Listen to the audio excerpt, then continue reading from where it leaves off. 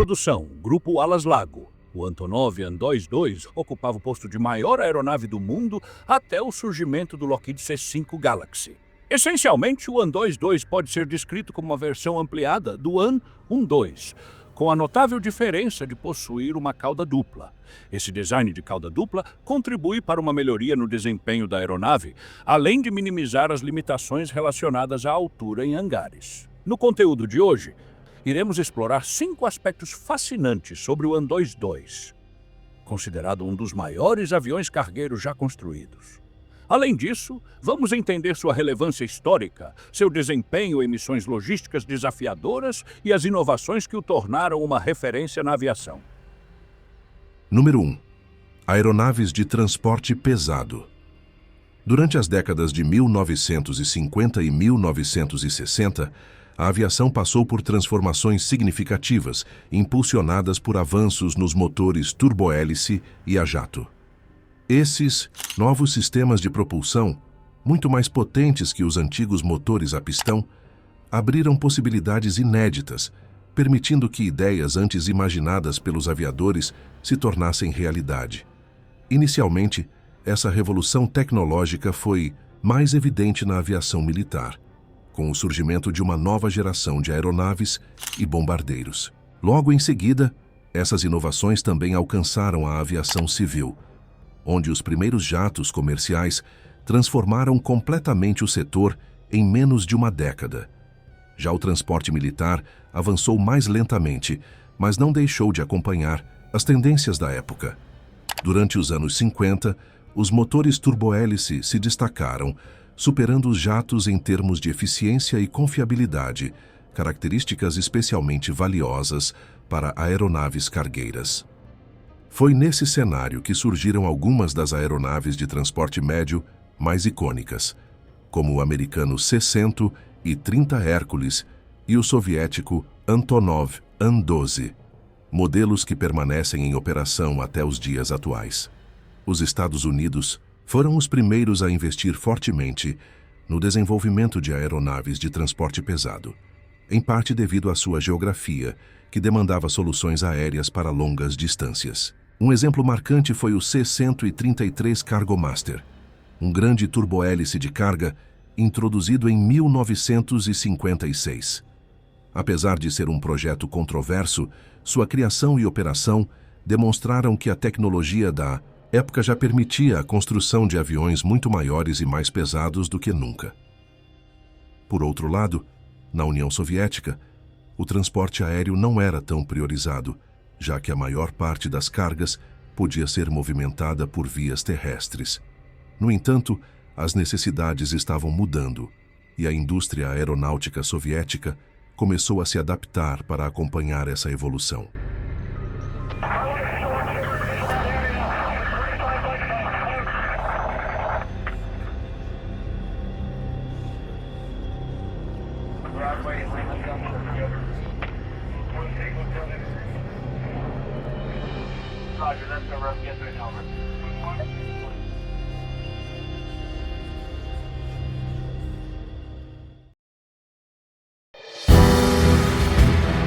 Número 2. Dano incomum e intrigante. Embora a Antonov Company seja amplamente reconhecida por projetar e operar o maior avião do mundo, o An-225, que foi destruído durante a guerra na Ucrânia, a empresa também ostenta o título de ter produzido o maior avião turbohélice utilizado tanto em operações comerciais quanto militares no planeta. Diferente do An-225, que teve apenas uma unidade construída, o Antonov An-22 possui algumas aeronaves em sua história. No entanto, atualmente, apenas um exemplar civil permanece em operação comercial no mundo. Outros modelos civis já estão fora de condições de voo há muito tempo, enquanto uma ou outra unidade ainda é mantida operacional pela Força Aérea da Rússia. Mesmo que o conflito na Ucrânia termine em um futuro próximo, o único An-22 da Antonov Airlines provavelmente não retomará suas operações tão cedo. A aeronave sofreu um dano incomum e intrigante que aparenta ter se originado de dentro para fora da fuselagem enquanto estava estacionada no aeroporto Gostomel, nos arredores de Kiev, capital ucraniana. Esse aeroporto, que foi palco de intensos combates durante as fases iniciais da guerra, sofreu graves destruições, afetando diversas aeronaves e instalações. O comandante Dmitro, piloto-chefe e instrutor da Antonov Airlines, explicou o caso detalhadamente em 2 vídeos publicados pela empresa. Ele ressaltou que o dano não foi causado por um impacto externo, como explosões ou projéteis, mas por algo que ocorreu internamente, aumentando o mistério em torno do incidente. Segundo especialistas da área, a restauração de uma aeronave, como o An-22, que já é uma relíquia do transporte aéreo soviético, seria extremamente complexa e custosa, especialmente considerando a situação de instabilidade na região. O An-22, conhecido como An-TEI, foi uma das maiores aeronaves de transporte militar já construídas e um marco da aviação soviética. Atualmente, a Antonov Airlines mantém poucas unidades operacionais desse modelo, tornando o incidente uma perda significativa para o patrimônio histórico e a capacidade operacional da empresa. Além disso, a guerra tem dificultado não apenas a manutenção de aeronaves, mas também o acesso a peças de reposição e infraestrutura, complicando ainda mais a possibilidade de retorno do An-22 aos céus. Número 3, projeto mais ambicioso. Nos anos 1950, após o término da Segunda Guerra Mundial e em meio à polarização característica da Guerra Fria, a União Soviética vivia um período de grande expansão. As forças armadas soviéticas precisavam de veículos de transporte eficientes que facilitassem o deslocamento de tropas, operações humanitárias e o envio dos novos tanques BMD para locais estratégicos. Contudo, as aeronaves An-8 e An-12, já em operação, não atendiam às demandas mais exigentes, tornando necessária a criação de um projeto mais ambicioso e de maior capacidade. Após quase uma década de desenvolvimento, em 27 de fevereiro de 1965, na Tashkent State Aircraft Factory, no Uzbequistão, o Antonov An-22, inicialmente chamado de An-20, realizou seu primeiro voo. Alguns meses depois, esse imponente avião soviético foi uma das grandes atrações do Paris Air Show de 1965, sendo apresentado como um símbolo do poderio e da inovação tecnológica da União Soviética na indústria aeronáutica. Conhecido pelos soviéticos como An-TEI, uma referência ao gigante da mitologia grega, filho dos deuses Poseidon e Gaia, e identificado pela OTAN como KOK, o An-22 é equipado com 4 motores turbohélices Kuznetsov. Esses motores possuem hélices contrarrotativas e potência suficiente para transportar até 250 toneladas de peso máximo, com um alcance aproximado de 5.000 quilômetros. O compartimento de carga do avião possui 33 metros de comprimento e um volume interno de 639 metros cúbicos. Apesar de seu tamanho imponente e peso considerável, a estrutura do An-22 foi projetada para operar em pistas curtas, irregulares e até não pavimentadas, necessitando apenas de 1.300 metros para decolagem e 800 metros para aterrissagem. Equipado com um trem de pouso robusto e pneus com pressão ajustável, o avião pode ser utilizado em diversos tipos de terreno. Com uma alta taxa de disponibilidade operacional e um excelente compartimento de carga, o supercargueiro da Antonov desempenhou um papel fundamental na mobilização das forças soviéticas, permitindo o transporte ágil de grandes contingentes militares e equipamentos pesados por longas distâncias.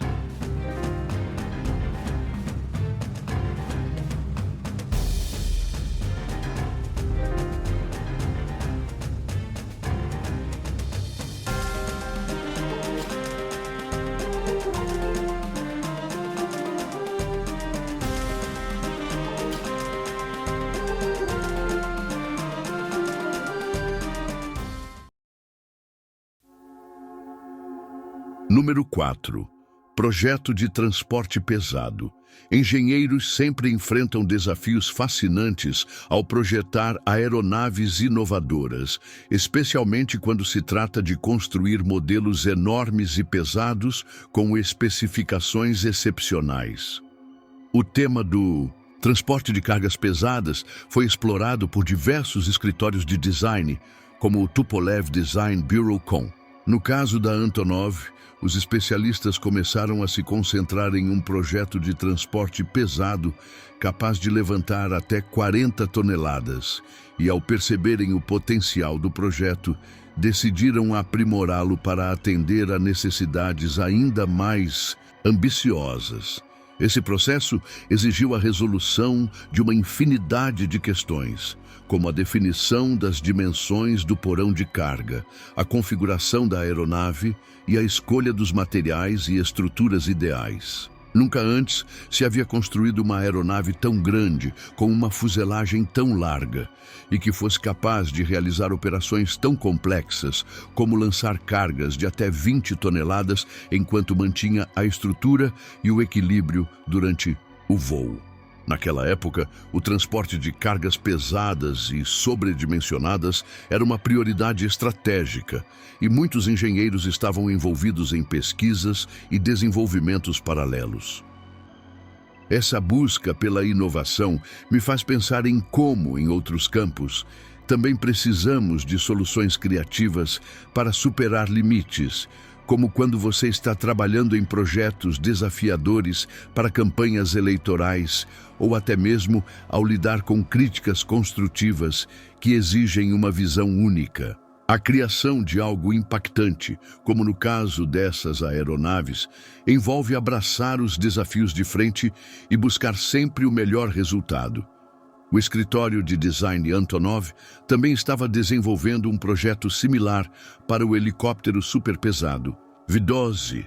Contudo, ao contrário do An-22, que foi um sucesso apesar dos riscos envolvidos, o helicóptero gigante acabou se mostrando excessivo e, por isso, o V-12 nunca foi produzido em grande escala.